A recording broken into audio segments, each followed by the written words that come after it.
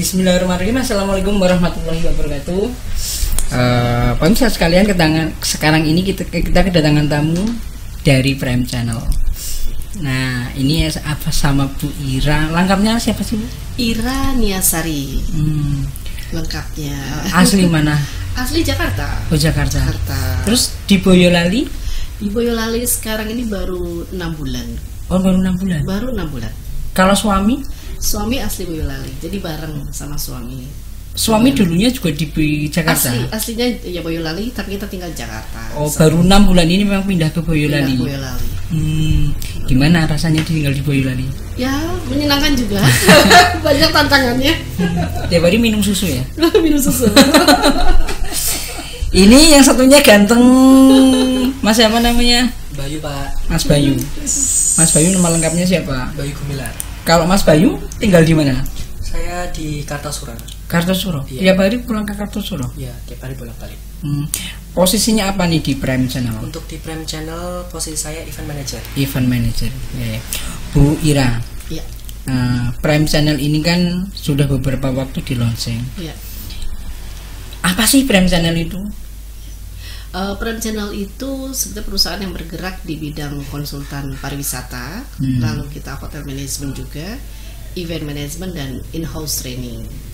Cuma memang concern kita saat ini banyak ke pariwisataan dan juga ke event yang sifatnya memang mempublikasikan secara otomatis branding kota, ataupun juga kita membranding juga produk-produk yang sifatnya culturing gitu.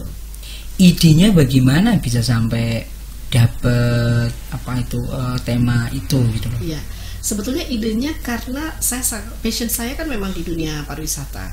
Pariwisata itu ngeluyur, Iya, atau makan, atau yang mana?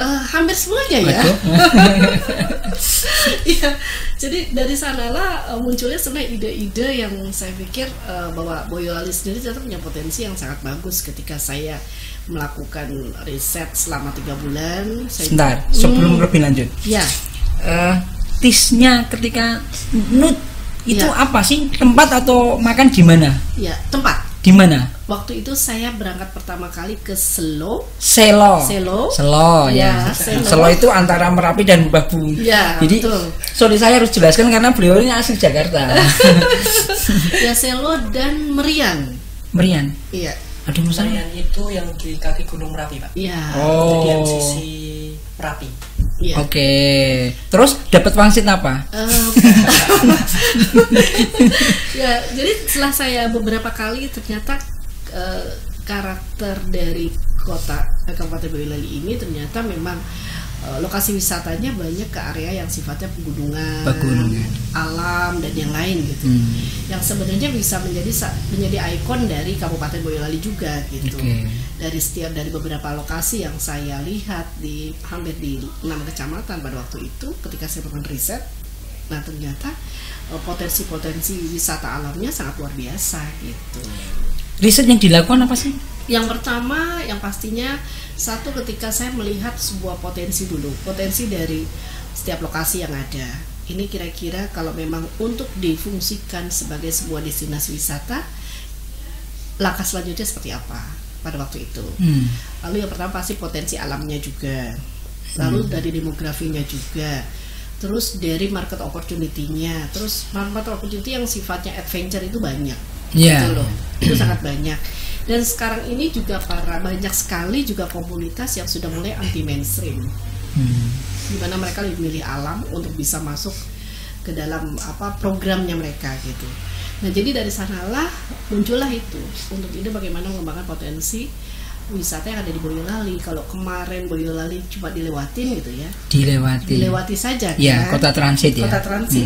Nah, untuk sekarang ini Boyolali bisa jadi destinasi gitu. Itu sih sebenarnya poinnya. Event yang sudah dilakukan apa?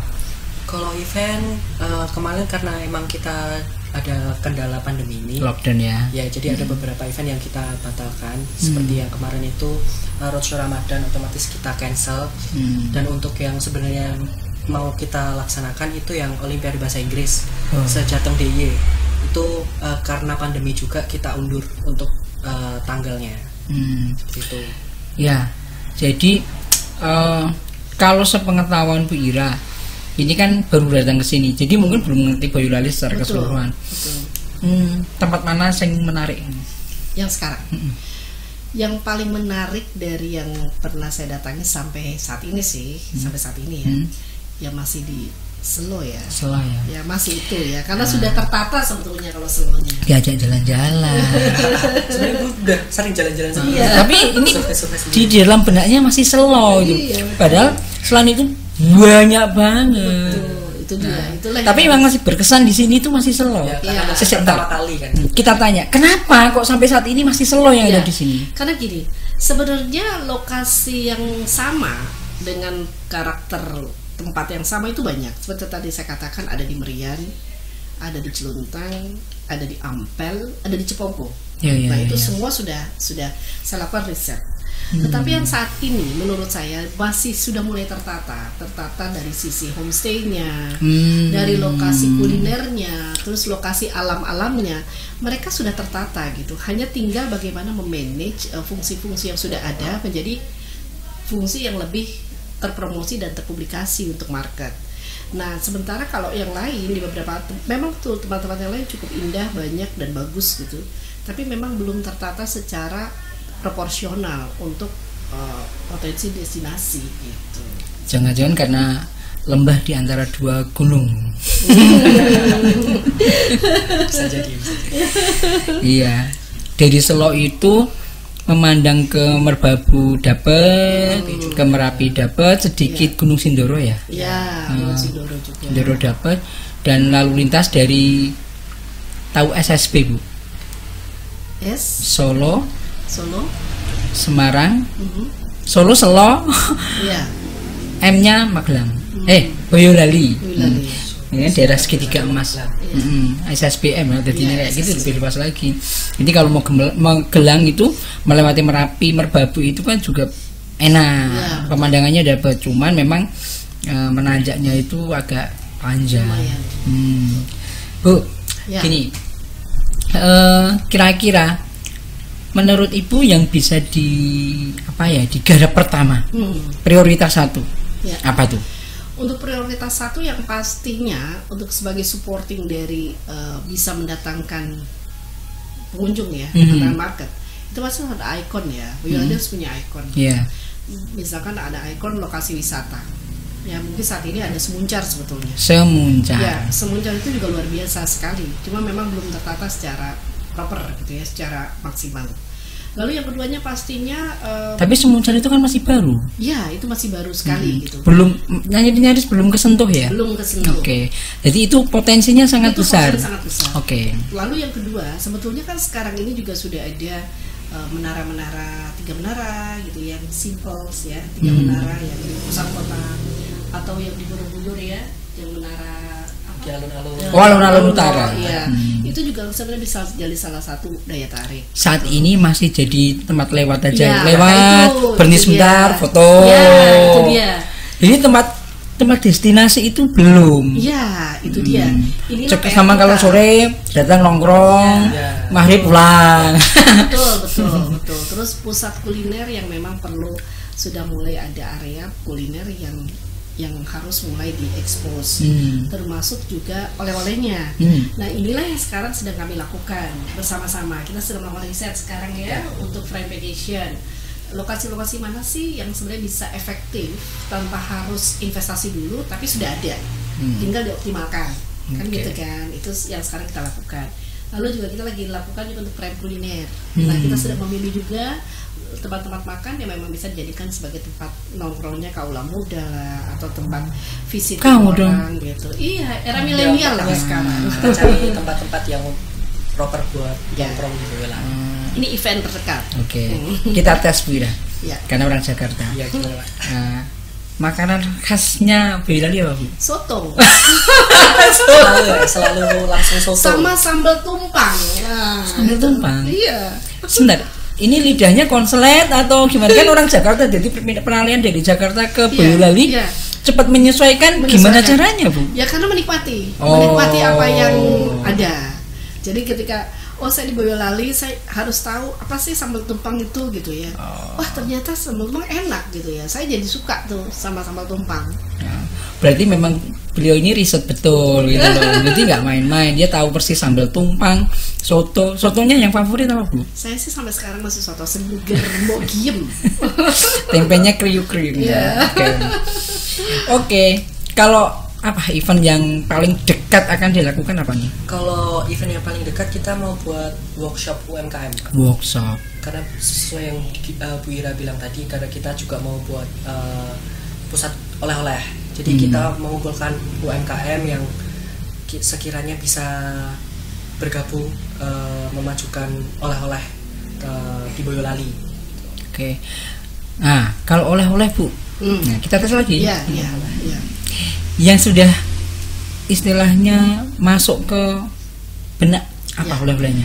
Sekarang tuh gini, saya ada beberapa sih riset yang lagi saya lakukan. Yang pertama, ketika saya ke Sangup itu kan ada Sangup. Iya, Sangup itu ada buah waluh. Oke. Ya. Waluh. Nah, waluhnya itu yang akan kita coba. Kalau bahasa Indonesianya labu ya. Labu ya. Nah, itu yang kita ingin coba angkat potensinya. Lalu kayak di Cipogo itu ada sagon. Sagon. Ya, lalu di Bojodono sendiri ada produk olahan lele. Lele. Ya, terus di Banyuanyar itu ada produk kopi. Kan gitu. Kopinya khas lagi. Kopinya juga khas gitu. Jadi sebenarnya itu sih, sebenarnya jadi PR sebenarnya gini. Kita kan punya Menara Jagung tuh. Tapi ikon produk jagungnya belum ada. Iya. Nah, mungkin ikonnya ada tapi produknya yang belum ada. Ya. Malah di tempat lain jagungnya ada tapi ikonnya yang belum. Nah, itu sebenarnya itu sih yang ingin menjadi sebuah motivasi juga gitu ya, ketika karena pariwisata itu bisa berkembang kalau memang bisa membangun image ikon-ikonnya, baik ikon potensi wisata, kulinernya, makanannya apa, sama lokasinya. Gitu. Oke. Jadi oleh-olehnya apa nih yang menurut Ibu khas apa kira-kira yang bisa dijual? Ya mungkin yang bisa dijual ya itu kayak seperti tadi saya katakan, kalau marning kan sudah biasa ya, sudah sering. Nah, kenapa nggak produk olahan lele yang sekarang itu? Lele. Ya, itu banyak macam. Ada keripik lele, terus nugget lele, lalu ada sosis lele. Banyak sekali ya. Di daerah mana? Teras ya? Banyudono. Oh, tapi Teras ada juga sepertinya. Ya, pernah dari Poltekkes itu ngeriset ke sana jadikan riset apa pengabdian masyarakat kalau nggak salah itu. Ya, kayaknya bagus. Iya, itu dia. Oh, Banyudono itu memang banyak gitu atau gimana? Iya. Kebetulan mereka punya, itu sekalian saya informasi ini sekalian karena mereka punya 36 varian ya, 36 makanan olahan yang menurut saya itu sebuah aset di Boyolali ya, yang harus kita angkat gitu, karena dia sudah siap dari mulai packagingnya, karena kan untuk produk oleh-oleh juga packaging penting. Ya, gitu. Jadi dari segi packaging mereka sudah bagus, terus dari sisi produk kualitasnya juga sudah bagus dan harganya reasonable gitu. Jadi saya lakukan riset itu juga. Lalu yang kedua juga ada keripik mawar, tapi keripik mawar ya. Bunga mawar. Daerah Celuntang, Kembang Sari, Kelurahan Kembang Sari, daerah Celuntang itu ada keripik mawar. Termasuk meriam. Nah, saya tes yang mudah nanti. Ya. Ini masalah packaging sama masalah produk. Kalau suruh milih itu pasangan cantik tapi bodoh atau pinter tapi agak jelek? Kalau pasangan pinter tapi agak jelek. Lah kenapa? Bisa ngimbangin.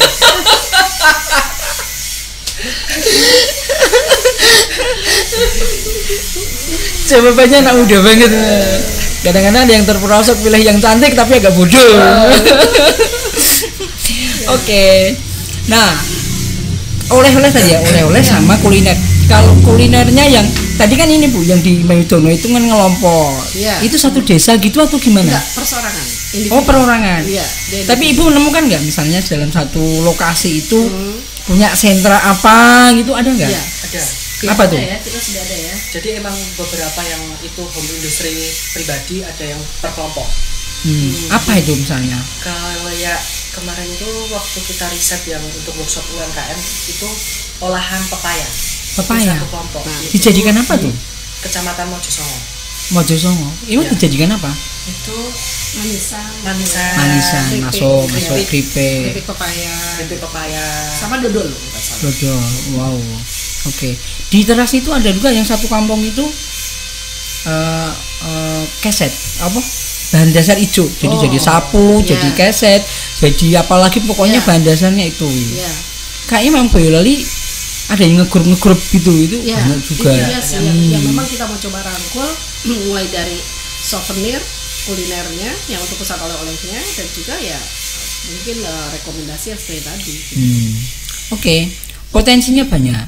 Nah sekarang bagaimana kemudian menjual mereka? Menjualnya bagaimana? Ya, kita punya memang kita punya sistem promosi dan publikasi juga yang akan kita lakukan. Yang pertama, saat ini kita juga punya market opportunity yang bisa didorong untuk mereka, karena kita saya juga sedang membangun kerjasama dengan beberapa mitra yang memang bisa siap untuk memberikan peluang kepada potensi-potensi produk yang bisa kita rekomendasikan.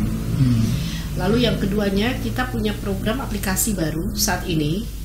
Prime Channel itu sedang membuat program aplikasi baru namanya distributor aplikasi online. Jadi bagaimana by web atau by Android? By Android. Android. Ya, itu yang sedang kita lakukan.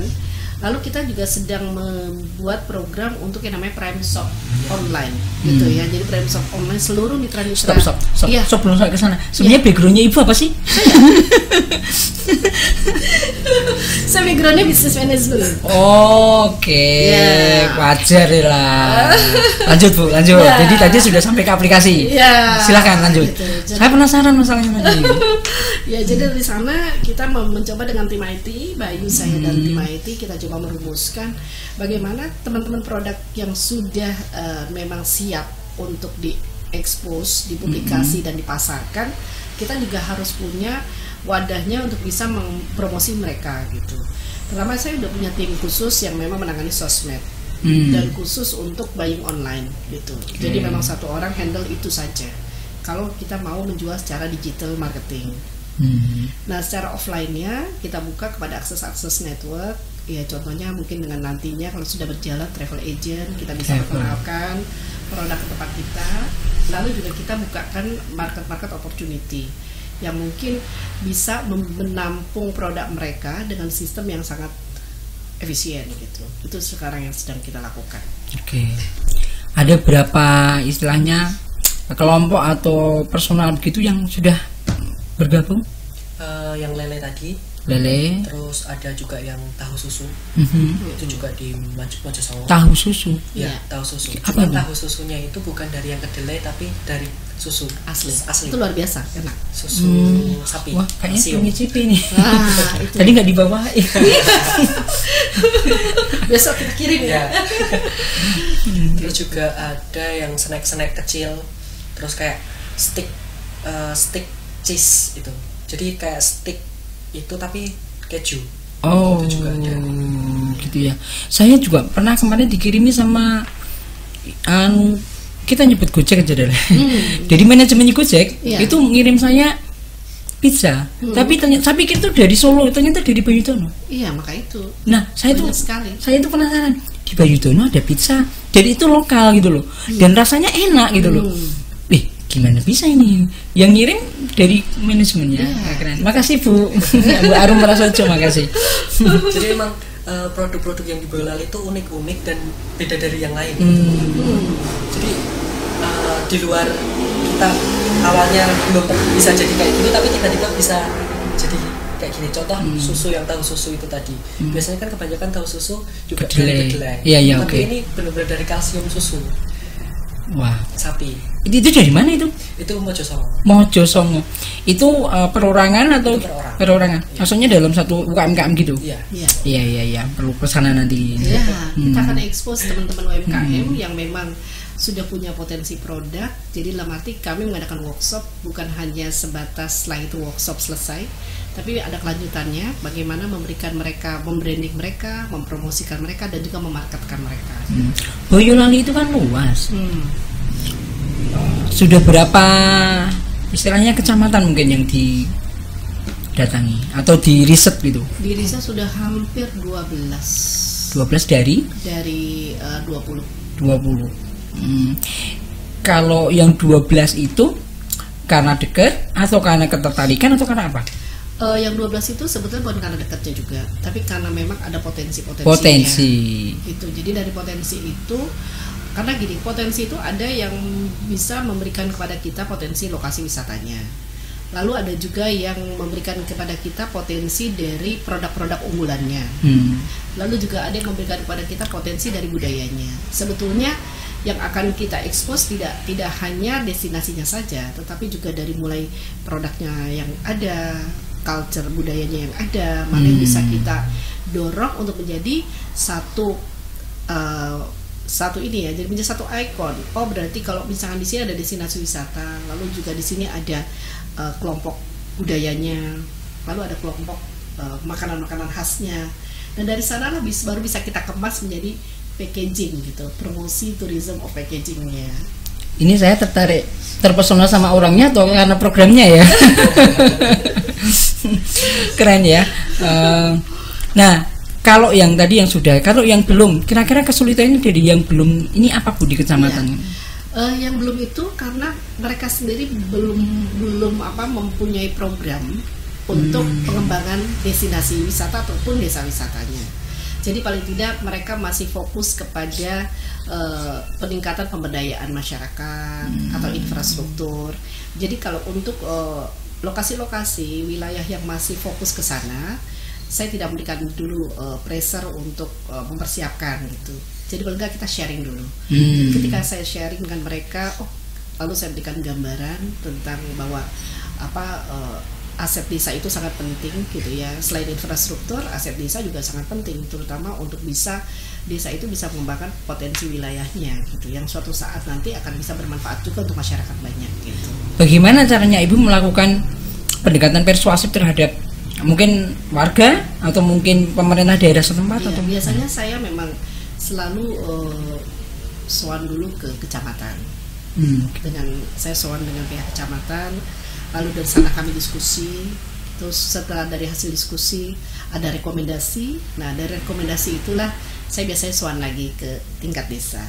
Nah, dari tingkat desa itulah kita bisa mengenali bagaimana para pemimpin di setiap desa ini punya goalnya masing-masing gitu. Jadi mana yang memang ingin didorong untuk pengembangan potensi wisatanya, ataukah yang memang perlu didorong untuk pengembangan pemberdayaan masyarakat. Nah, kalau mau masuknya ke pemberdayaan masyarakat, biasanya saya berikan juga program edukasi seperti yang nanti akan kita lakukan di Merian untuk para ibu-ibunya, para perempuannya. Bagaimana para perempuan itu, perempuan itu walaupun tinggal di desa bukan berarti tidak punya opportunity. Gitu. Mereka juga bisa mengembangkan potensinya. Gitu. Karena kalau udah tinggal di desa itu kesannya pakai jarik atau daster, sandal jepit, kumuh, momong anak. Selesai sampai di situ. Iya, itulah yang kita lakukan. Dari yang sudah dilakukan, pertanyaannya adalah yang paling tertarik terhadap risetnya Ibu di daerah mana? Saya yang tertarik sekali, paling tertarik saat ini yang menjadi concern saya sebenarnya ke Kecamatan Taman Sari. Taman Sari. Ya, itu kenapa Bu? Saat ini ya, karena ada lokasi yang memang sangat bagus sekali, yaitu di Sangup ya, di Sangup dan di Merian. Kebetulan Bapak Kepala Desa juga sangat welcome dan sangat fokus dan concern juga gitu. Bagaimana beliau ingin sekali bisa mengembangkan potensi desanya gitu. Jadi itu yang saya dorong. Seharusnya kepala desa itu respon ya, karena untuk kalau mereka, apalagi misalnya mereka masih mau dipilih berikutnya, kan untuk mendukung visi misi mereka. Ya. Termasuk satu juga dari Ampel ya, dari Ampel. Kepala desa dari Banyuanyar. Beliau juga sangat Pak Komarudin ya. Pak Komarudin, dia juga sangat ini sekali punya visi yang besar juga buat desanya, dan juga banyak program-program yang kita juga akan sinergikan gitu. Jadi saat ini yang sudah sangat progres sekali itu sangat terlihat itu di Kecamatan Ampel, Kecamatan Cikoko ya, sama di Kecamatan Taman Sari. Ya. Kecamatan yang mungkin agak sulit Bu. Di mana dan kenapa? Sementara ini sih saya belum menemukan sih kesulitan. Maksudnya yang paling dari sekian tadi kan ada nih. Nah, ini yang paling sulit. Sementara sih semuanya masih dalam kapasitas responsif semua responsif. termasuk Kecamatan Wonosegoro. Wah, sudah Ya, sampai sana. sudah sampai sana. Sedikit Dan lagi Banyuwangi, Juwangi. Ya. Juwangi. Iya, Banyuwangi. saya sudah sampai Kecamatan Wonosegoro dan Wonosegoro. juga Tapi Juwanginya belum. Juwangi belum. Belum, oke. Baru masuk saya ke Kelurahan Bolo dan ke Kelurahan Karanggede. Karanggede. Iya, Karanggede ada. Karanggede ya. Iya, Karanggede atau Karangjati ya? Oh, Karanggede. Karanggede mah kecamatan. Iya, Kecamatan Karangjati kalau nggak salah kelurahannya. Oke. Nah, jadi beliau pun juga dari pihak desa itu juga sangat responsif sekali dan juga sangat ingin mengembangkan potensi desanya. Dan Menemukan apa di situ? di sana sebenarnya ada satu lokasi yang untuk destinasi ada ini ya, ada bendungan Belanda. Oke. Di sana ada bendungan Belanda dengan pengairan yang bagus banget. Itu juga saya sudah diskusi dengan dinas pengairan. Ada bendungan Belanda mungkin tahun 1800 sekian. Yang itu masih luar biasa. Masih bagus, masih kuat. Bagus. Kalau selama ini digunakan untuk apa? Itu untuk pengairan desa. Untuk pengairan aja. Iya, Belum pengairan. digunakan untuk yang lainnya. Kelihatannya belum ya, mungkin untuk Oke. pengairan, untuk sumber daya air lah di sana. Ibu melihat bisa digunakan untuk apa itu? Di sana sih kalau sementara ini sebetulnya kalau untuk bendungan yang segitu besar ya, itu sebenarnya bisa juga untuk ya memang mayoritas ke sana sih, ke pengairan. Tapi kalaupun untuk wisatanya juga bisa, tapi tidak melalui bendungannya. Karena kalau bendungan kan memang tidak bisa digunakan karena dari sisi keamanan. Yeah. Tapi kalau pengairannya yang dari aliran air itu bisa buat wisata juga, wisata air. Oke. Debitnya bagus. Debitnya bagus. Debitnya bagus, stabil dan menurut saya itu indah banget sih. Kalau nanti kita memang itu sudah bisa terrealisasi. Oke. Panjang juga. Panjang sekali. Bunderannya itu panjang. Berarti hampir seluruh ya, melingkari lokasi wisata yang akan dibangun. Oh. Ya. Yang akan dibangun apa? Belum. Belum. Maksudnya rencananya? Iya, rencananya sih masih dalam tahap konsep sih. Oke. Nah, kalau masalah personalitinya, jadi dari mungkin maaf Pak Lurah gitu, kesulitannya di apa Bu untuk persuasifnya? Kalau ini personalitinya, tadi kan daerahnya. Iya betul. Selama ini sih ketika kami sowan gitu ya dengan para kepala desa, kami tidak mendapatkan kesulitan sih. Semua membuka diri, semua memberikan waktu untuk kita bisa sharing bersama dan juga memberikan ini juga pemaparan juga tentang kawasannya. Ibu kalau misalnya ketemu sama mereka gitu, ngomong-ngomong dulu kan Bu. Ya. Habis itu Ibu mengajukan sesuatu gitu, presentasi atau gimana? Saya enggak. Saya lebih banyak untuk kita berdiskusi, kita santai. Ya, kita berdiskusi dengan sharing gitu ya, kira-kira langkah-langkah apa sih kalau memang kita ingin mengembangkan sebuah potensi wisata, paling tidak kan pasti plus minusnya harus juga saya infokan. Plusnya di sini, minusnya di sini. Terus pengembangan potensinya akan seperti ini, prospeknya seperti ini. Dan itu juga selalu setiap prospek kan selalu ada kendalanya. Itu selalu saya paparkan sih. Jadi segala sesuatunya memang betul-betul bisa ditelaah secara objektif oleh para kepala desa. Wah, keren. Ya. Saya terus tanya apa lagi? Bingung ya. Udah apa? Komprehensif sekali. Berapa lama udah bergabung dengan Bu Ira? Kalau bergabung dengan Bu Ira hampir 6 bulan. Jadi emang dari awal sih. Apa kemungkinan yang bisa diterapkan mungkin? Ini anak muda nih. Iya. Dapat apa dan apa yang ingin diberikan kan? Kalau cuma dapat apa kan? Yang mau diberikan. Bagus ya. Diberikan dulu. Kalau dapat apa? Dapat banyak sih dari Bu Ira. Kebetulan emang Bu Ira punya anak cewek. Cowok. Jadi emang banyak yang didapat dari Bu Ira. Contohnya ide-ide gila, terus pikirnya yang gila idenya kan. Terus untuk yang mau diberikan sih kebetulan emang kita mau konsen ke komunitas-komunitas yang ada di Boyolali. Untuk kita mengaktifkan itu semua. Oke. Nah, dari sekian itu Ibu melihat kemungkinannya bagaimana Bu di Boyolali? Saya lihat Boyolali terutama memang didorong oleh semua aspek ya, misalkan mulai dari pemerintahan, dari pihak swasta, dari komunitas. dan juga dari masyarakat sekitar yang berada memang di dalam lokasi-lokasi yang memang potensial tadi, Boyolali bisa berkembang dengan cepat sebetulnya gitu ya. Sangat bisa karena potensinya sudah ada. Nah, ditambah juga bagaimana semua sebenarnya bersinergi dari media ya, dari pemerintah, dari swasta, dari komunitas, dan juga dari masyarakat. Sama seperti yang saya terapkan ke teman-teman di kantor tim, bahwa mereka harus bekerja dengan passion gitu. Jadi saya tidak intervensi dengan keputusan-keputusannya mereka. Jadi saya berikan mereka ruang untuk bagaimana berkarya, bagaimana bisa. Saya hanya berikan umpan ide aja sih. Saya biasanya umpan ide seperti ini. Setelah itu mereka godok secara tim. Apakah ini worth it atau enggak sih? Ini bisa dijalanin apa enggak gitu. Nah, mereka yang memutuskan ketika mereka menemukan passion di dalam setiap pekerjaannya dan mengambil keputusan dengan apa yang menjadi pertimbangannya secara otomatis, maka mereka bisa berkarya gitu dengan apa yang mereka lakukan sekarang gitu. Oke, Boyolali ini kan sekali lagi tadi udah dikatakan transit aja ya, paling mereka lintas saja gitu. Ya. Nah, kalau seandainya gitu loh, dari Solo menuju Boyolali melintas ke Semarang atau dari sebaliknya, kira-kira yang mereka bisa berhenti itu kira-kira di mana? Ya, pertama kali mereka bisa berhenti itu masuk ke wilayah kabupaten sebetulnya. Ya, masuk ke wilayah tapi kan kabupaten. Bu. Iya.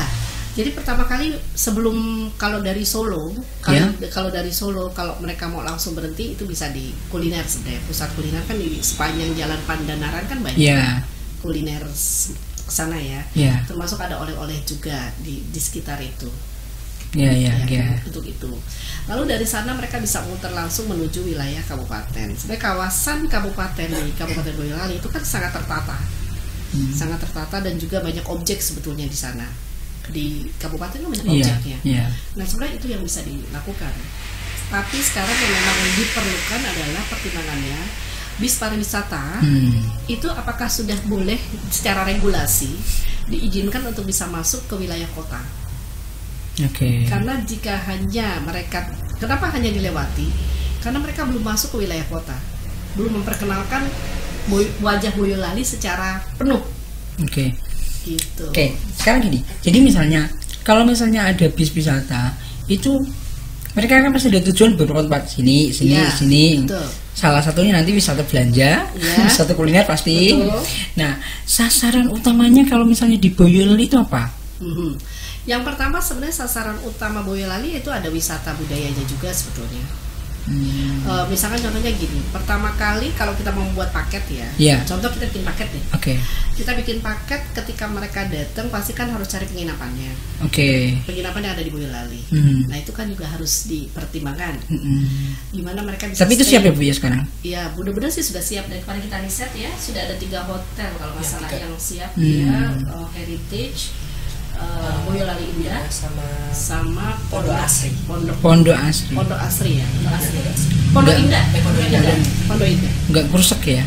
Enggak krusek ya? Sebetulnya enggak. Itu kita udah riset ya. Saya sudah riset, maksudnya hotel yang menurut kacamata kita itu bisa proporsional dan recommended ya gitu. Jadi tidak dalam arti tanda kutip. Siap. Jadi itu bisa kita reference. Itu yang pertama. Dari segi cleanliness-nya juga cukup bagus. Terus layout kamarnya juga sudah cukup mewakili. Walaupun kalau dari sisi akomodasi ya memang harusnya ada yang lebih bagus kan gitu. Tapi sementara ini 3 hotel itu cukup recommended. Biaya. Secara biaya, nah ini mungkin biaya ini yang perlu nanti didiskusikan dengan PHRI Kabupaten Boyolali.